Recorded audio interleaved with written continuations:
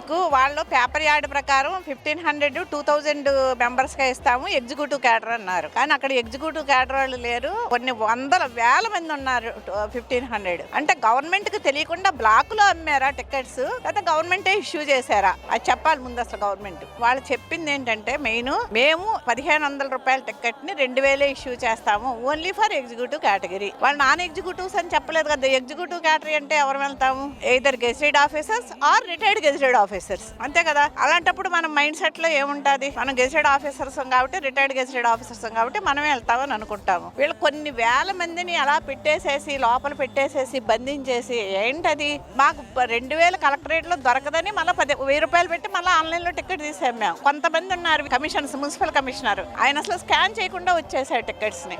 అంటే మానవులకు నార్మల్ వాళ్ళకి ఒక రూలు, అది కరెక్ట్ కాదు కదా వాళ్ళు చెప్పేది.